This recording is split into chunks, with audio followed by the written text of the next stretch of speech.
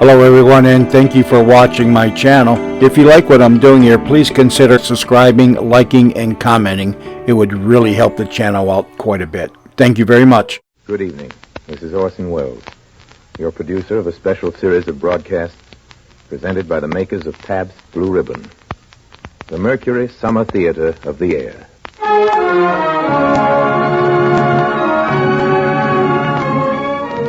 Tonight, and every Friday night, Blended, Splendid Pabst Blue Ribbon presents you with a front row seat at one of the greatest plays ever produced.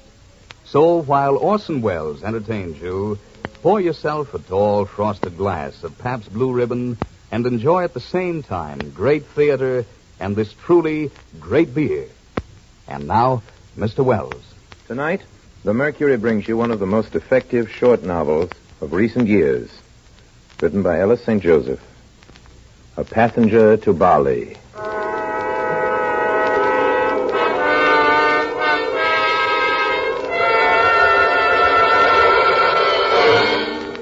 Most secret, most urgent. To the Commission for Inquiry.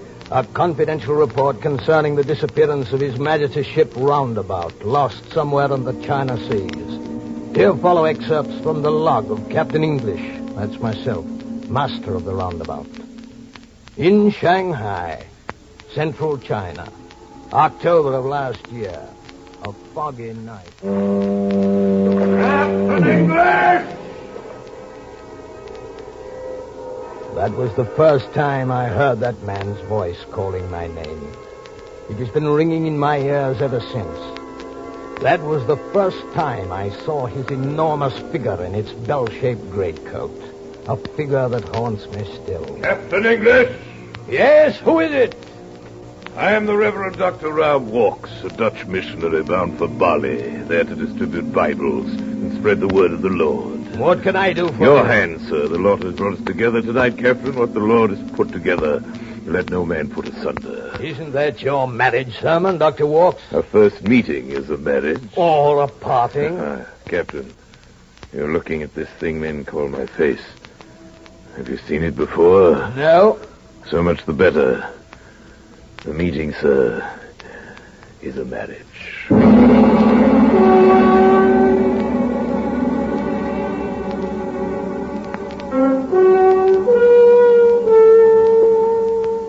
Dr. Walks threw a palpable shadow over the whole ship.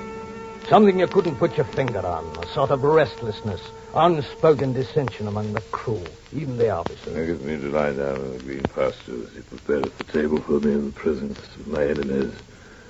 Amen. Gentlemen, I have an excellent appetite today. I congratulate you, Dr. Walks.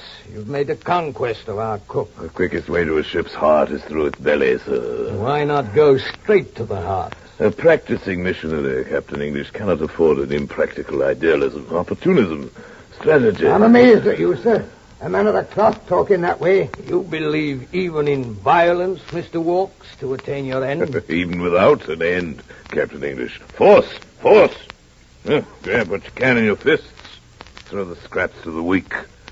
That's the law of nature. No right to talk like that. Gentlemen. It's unholy. Well, I won't sit at the same table with a... With a what?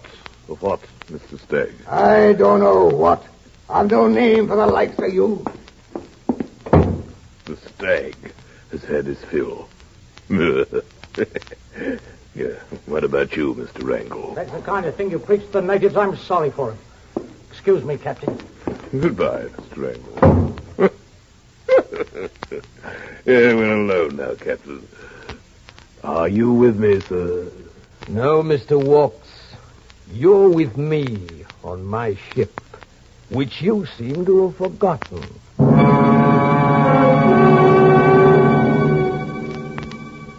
The next morning, we lay off the shallow water of Beulah Long, the port of Bali. Captain English, sir. Captain English, I beg a word with you. Surely, Mr. Walks, you're not so poor in words that you need to beg one. Here are $200 in the currency of God's own country. I'm hiring one of your lifeboats for a brief period of half an hour to get ashore. I'm afraid that's impossible. Must I swim for it? I wouldn't if I were you.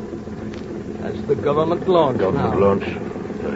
Listen, man. This is your last chance. Yours as well as mine. Get me off this boat or take the consequences. I swear it. You ransack the four corners of the globe looking for this minute. Don't let it slip through your fingers. There's eternity in it.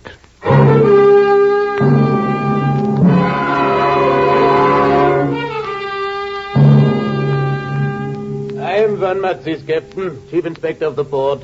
How do you do? So I look over your papers. Bills of lading. Manifest. What is this, a declaration? A passenger? You say you're a passenger? A missionary? Well, certainly I see nothing peculiar about that. But we are not permitting a missionary here in Bali for many years. They're causing too much trouble with the natives. All the world knows this. How do you do? Dr. Walks, Miller Van Matzis. I'm very, very glad to meet you, sir. Oh, it is you. This morning I wake, the birds sing, the sun is shining. Why is no volcanic eruption warning me that you are coming? My good sir, I am the eruption. But how is it possible you are coming as a clergyman here to Bali? I had no time for shopping, my dear sir. This is the only suit that would fit there. They are not making clothes big enough to fit you, eh? No. No countries either. No! Captain, this gentleman is not a Dutchman. No, of course He is not. not a missionary. He is what you call an international figure, Captain. What's that? Everywhere he goes, he is making trouble. First in the west and now in the east. Well, please be clear, sir. What does it do? What has it done? Only God is knowing that.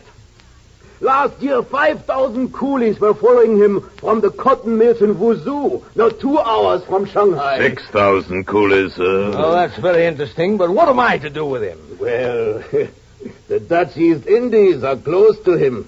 I do not know where is not close to such a man. I doubt you will lose him, ever. Here he is on this ship. He belongs to you. Would you turn me into a Flying Dutchman, sir? A Flying Dutchman. That's right, Mr. Walker. A Flying Dutchman!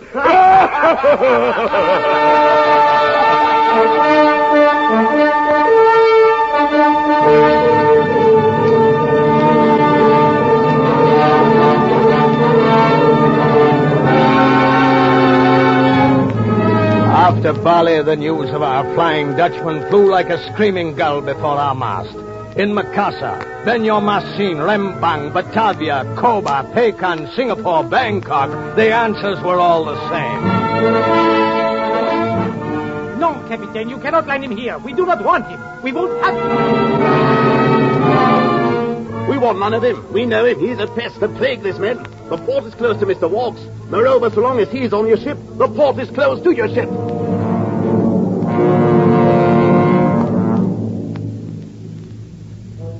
It's impossible to say when or how, but slowly, imperceptibly, our passenger came to take possession of the ship and all its crew. The natives fell more and more deeply under his spell. I was their captain in name, he in fact. We were his prisoners, not he ours. He all but emptied our stores with his huge appetite. Sacrificing all hope of profit, all hope of everything but emptying our ship of that loathsome passenger, we set our course west under ballast to Shanghai. There, port officials informed us that the British consul, Mr. Chisholm, was to favor us with a personal visit. But it was noon before he came aboard. The Chinese port authorities informed me of your predicament, Captain, and asked me to handle it in my own manner. So much the better for all of us. According to their specific instructions. Oh, I don't understand, Mr. Chisholm. Well, my dear fellow, don't try. It's diplomacy. Only the stupid try to understand diplomacy, and they spoil the game for the rest of us. It's like playing blind man's buff with a really blind man, and that makes it too macabre. Now, I say, wouldn't you ask me to sit down? Oh, please, please. Thank you. I say there's a cold draft on my back. Would you mind closing the door? A draft? In this heat? Diplomacy, my dear fellow, a diplomatic way of suggesting we may be overheard. Oh. And now, Mr. Chisholm? Oh, yes, sir. Where were we? We hadn't begun. Well, to be sure, you're Flying Dutchman. Of course, you can't land him here. I can't? What man's a bounder, what did you say? The man's a bounder, you know. Shanghai has its quota of bounders. But I understood Shanghai wants him. The police are looking for him. Mr. Walks would certainly be arrested if he set foot on land, but he will not be given the opportunity. This saves the Chinese government a complicated legal procedure and the trouble and expense of providing for him. What of my trouble? What of my expense? Really, my friend? A man is on my boat and I can't get rid of him. No port will accept him. Worse than that, no port will receive us while he's on board. They've turned him into a Flying Dutchman and they've turned us into a phantom ship. My crew is not allowed to land, not even to desert. Am I expected to sail him round the world all the rest of my days? Captain, the man you have on your ship carries no passport and is claimed by no country. Legally, he doesn't exist. And as such, no flag protects him. He has no rights, and if he were suddenly to disappear, no questions would be asked. Yes. You know, if I were in your shoes, Captain, I'd go for a walk around the deck with him on some dark night.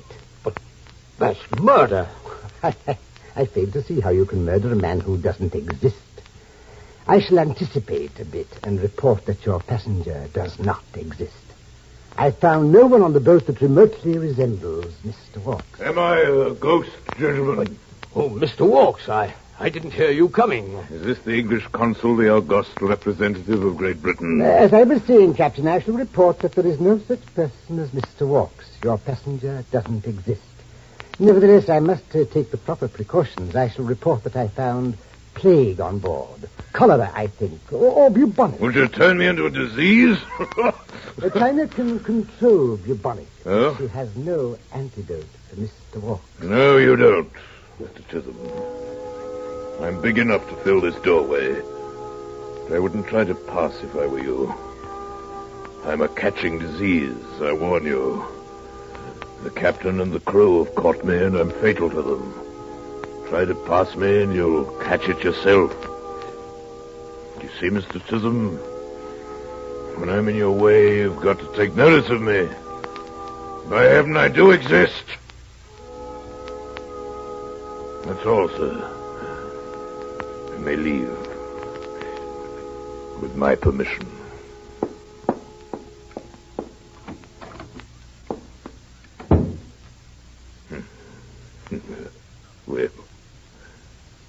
Well, Captain English, we are as we were. No, Mr. Walks. I'm going to take Mr. Chisholm's advice. No, has he suggested one more port, still another? It'll take me, is there? Such a place. Such a land on earth. Have no doubt they will accept you there. Will they? Should hardly have thought it possible. And even if I were to die, I doubt if you'd lose me. You'd probably carry me back and forth between heaven and hell.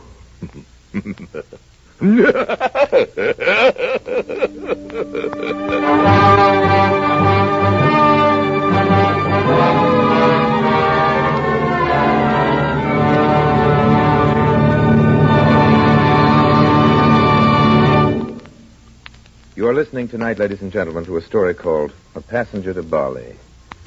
Starred in our Mercury cast tonight is a Mercury actor you remember from several of our motion pictures and from broadcasts without number. He's playing Captain English, and he is the very gifted and versatile Mr. Everett Sloane.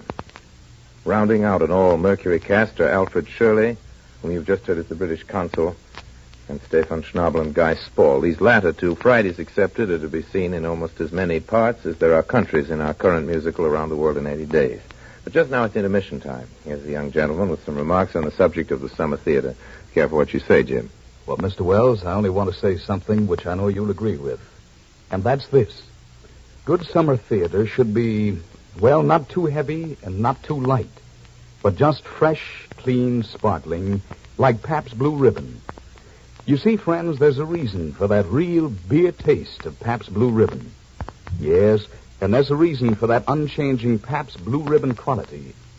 For every single drop of this truly great beer is always full flavor blended of never less than 33 fine brews. So, these days, when your dealer is occasionally unable to supply you with all the Pabst Blue Ribbon you'd like, please keep on asking. Remember, Every bottle you get will live up to Pabst standards of quality and taste. Yes, every bottle will be, as always, blended splendid Pabst Blue Ribbon. And now, Mr. Wells. Part the second. The barometer's falling out on the China Seas. Bad weather's on the way. Aboard His Majesty's ship, the Roundabout, the queer and evil Reverend Dr. Rob Walks is still a passenger to Bali.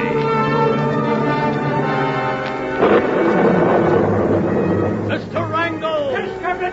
Call me if the wheel starts to kick up. We may need to lash her. I say, Captain, I've been thinking a good deal these last 2 days about, this situation of ours, about Walks. What's to keep us from giving him a lifeboat and some food and setting him adrift? He'd starve to death. But we wouldn't be there to see it, would we? No, that's impossible. It's inhuman. I suppose you'd sooner see him drown, eh? Kinda. Drown? Why not, sir? It's going to be a dark night, isn't it? If a man fell overboard tonight... Who told you to say that? Why, nobody, sir. It stands to reason. It's beyond reason. Listen, sir, we can't carry him from now until the day of judgment. Mr. Stagg, report to the engine room. Full speed ahead. Fire the boilers to top steam. Keep her headed into the wind. Aye, sir. Batten down the hatches. Call all men on deck that aren't in the engine room. Secure everything. I'll see to the wind. Aye, aye, sir. Dirty weather. Dirty weather, eh, Captain? What? Walks? Are you surprised you're thinking of me, or were you conspiring with the wind and the waves? I must be on the bridge, Mr. Walks. Tell me, sir, why do you hate me? What? This is no time for equivocation. If you must spare me that. Give me the reason, one good reason. Why do you hate me? You tricked me into accepting you on this Your boat. animosity began long before you knew me for what I am. I hated you the night I picked you up off the wharf. I found my reasons later. That night, Mr. Walks, I hated you without cause. Thank you. You hated me before you knew anything about me. And you must have hated me for some reason within yourself, Captain. I must go up to the bridge. You were to blame, not I. You and the civilized world. Your world. That have bound me to you. Let me go. Let go. But civilization is rotting, Captain. Because its origin is fear. The vacuum that nature abhors. Like the center of this hurricane upon which the four winds of the earth are converging. Captain English! Let me go. For 2,000 years, the strong have been sacrificed to the weak. With what result? To imprison the strong, the weak have imprisoned themselves. The wheel, Captain English, the wheel! That is why you abominate me, Captain. Because I've destroyed your illusion of freedom and betrayed you to yourself. I am the opposition! You know what the British consul, Mr. Stagg, told you to do? Well, I do. Here we are at the railing's end. Why don't you do it? If our positions were reversed, do you think I'd hesitate for a moment? I'd move quietly, I'd take a sudden step forward. I will fight him, I will. Fool. You're not strong enough. This ship is mine. I'll never leave it. Get up. I'll give you back your life. It would have died with your conscience. You would never have survived me. The wheel! Captain, the wheel! The wheel! Loose! Shall catch fire! Loose, the wheel's loose! Get loose! Lash her! Ah!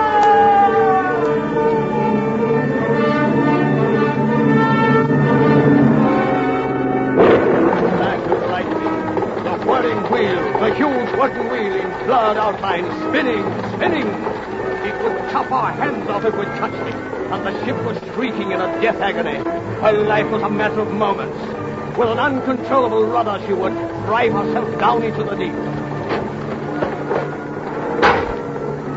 A great wave struck the walls and broke in the door and descended upon us. As the ship raised her shoulders above the sea and the water washed out through the whirling wheel, we saw looming in the doorway an immense figure. With the salt water running down him, dripping from his face and fingers, Mr. Walks might have risen from the sea itself. Out of the way! Mr. Walks, you can't stop that wheel! It'll kill you! I'll stop it if I have to smash it! Walks! He's done it! got the wheel on his back.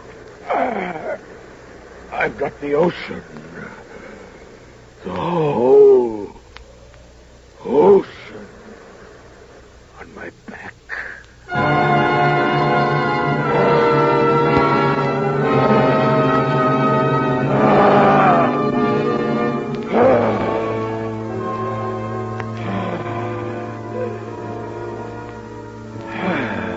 If we can hold it till the rope I is... can hold it. I can... Gentlemen, I doubt if it will be necessary. What's that? What's that you say? I'm holding nothing. The ship's rudder has just snapped. Next morning, the ship was a corpse, floating face upward, wrecked and mangled beyond all recognition. We were 200 miles off the coast of China. We had no wireless, and the roundabout past control or repair might sink before she was sighted by another vessel. Then your mind's made up, Captain? Yes, Mr. Stagg. We're all men on deck. Aye, sir. Then who's been ringing the ship's bell? No one, sir. A ghost. A ghost bell. The ghost ship. Shut up, Walks. The rope's broken, Captain. The bell's ringing by herself. It's the swain that does it. This is the Flying Dutchman's demon vessel. We drift rudderless in a fog, in all directions, and to no port. He's out of his mind, sir. Let him talk. Let the bell toll. We've no time for either of them. We're abandoning ship. Women and children first. The roundabout is no more. This is manifold. The vast boat is a whole world. The mountains are her masts. The middle of her hull are a pivot for the moon.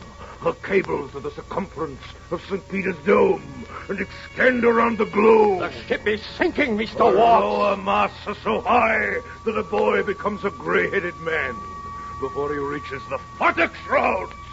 She takes 100 years to tack, and when one of her sailors dies, she buries civilization. Into the lifeboat, men. You've a long way to row, Captain, with me in tow. Who'll pick up a doomsday passenger? Row on, sir. Row on! Touch land. And away we go. The boat, men. Easy does it. See, they leave room for me. Leave room. I'm a man that likes to stretch his legs. Are you so sure of yourself? Oh, yes. As sure as I am of you, Captain. I rely upon your charity, pity, mercy, your holy virtues that are oil for the faulty machinery of justice. Where love leads justice, the blind lead the blind. Then it would be just to leave you behind. You don't dare. You don't dare to leave me behind. How well you know me, Mr. Walks. I suppose you even rely upon my gratitude. Gratitude for what? You saved the ship last night. Gratitude? I saved you last night as a soldier infested by lice. Might crouch beneath cannon fire and thus rescue himself and them from a common death. Gave you enough thought. I see. All right, Mr. Stagg, we're ready. Give the order to abandon ship. Captain, this time I obey your order gladly. It wasn't meant for you, Mr. Walks. You're not going. What's that? You always wanted my ship. I'm giving her to you. She's yours. I'm not going! Now you are the captain. I needn't remind you of a captain's duty to stay with his ship. You'd leave me on the roundabout. She may float for a week or an hour. You'll be safe for a while, and there'll be food enough even for you. I wish you a pleasant journey, wherever you're going. I'll see you rot first. Ready, Mr. Stagg? Aye, sir. Into the lifeboats, men. Wait. Don't listen to him, sir. Well? Captain, I've no excuse. I'm the lowest of the low. My home is deeper than the grave, deeper than the sea. You're right to desert me. Then there's nothing more to say. But have you no pity, Captain? Captain, have you no charity, no mercy? Oil, you called it. Goodbye, Mr. Walks. Not so soon. Don't forget I'm your shadow, your doppelganger, your doomsday passenger. Mr. Walks, I warn you. Your voice isn't loud enough for me to hear. Stay where you are. Now, if I shout through the muzzle of this gun, you may hear the whisper. I hear you very well now. It's a pity it had to end this way. I would move heaven and earth. Heaven and earth will stay where they are, sir. So will I. Getting the cast off, sir. I'm coming, Mr. Stagg. My sextant, Mr. Walks. You'll need it. Not I! I'll shoot the sun and stars with more than a sextant before I die. Get along, sir, and whistle for the wind. We'll be meeting again soon enough. Lower away!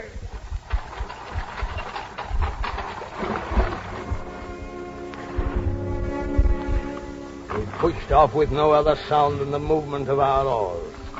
Walks followed us around the deck and finally lifted his hand and waved. We moved apart. As the loom of the great hull grew shadowy, only a little heavier and darker than the enveloping whiteness, his colossal figure seemed to dwarf the vessel. The roundabout rose gradually out of the black and silver water and heaved to in midair as though awaiting a message. Then the hulk dilated in the fog and faded on the horizon like sea mist in the morning sun. We could see nothing but our own strained faces dimly in the milky light.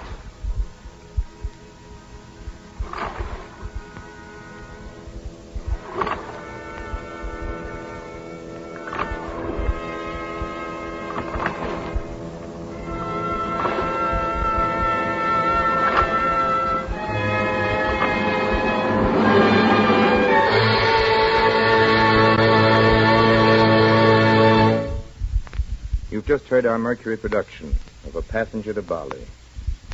Now just a few words from our sponsors on the very important subject of prices. The makers of Pabst Blue Ribbon are holding their prices at the levels established by OPA last month. Also, when government price control ended last Sunday night, they telegraphed each wholesale distributor of Pabst Blue Ribbon throughout the country, urgently counseling him to do likewise. Further, the makers of Pabst Blue Ribbon strongly urge beer retailers all over the country to do the same. For we believe it's up to all of us to do our utmost in the battle against inflation. Well, as to next Friday, we're bringing to your radio, if we may, for the first time, a story that's just about due to come to your movie theater. Edward G. Robinson, Loretta Young, and your obedient servant are involved in the proceedings. The last named was also the director, and it's going to be fun, I think, translating The Stranger, for that's the name of the story, for the microphone. The Stranger's a love story, but it's got more than its quota of chills and shivers, being all about, to quote the current advertisements, the most deceitful man a woman ever loved. That would seem to be me. So join us next week, same time, same station, and decide for yourselves about that. Until then, speaking for my sponsors, the makers of Pabst Blue Ribbon Beer, and for the whole Mercury Theater, including especially tonight Mr. Everett Sloan, and as usual, Maestro Bernard Herrmann, who is responsible for the music, I remain, as always, obediently yours.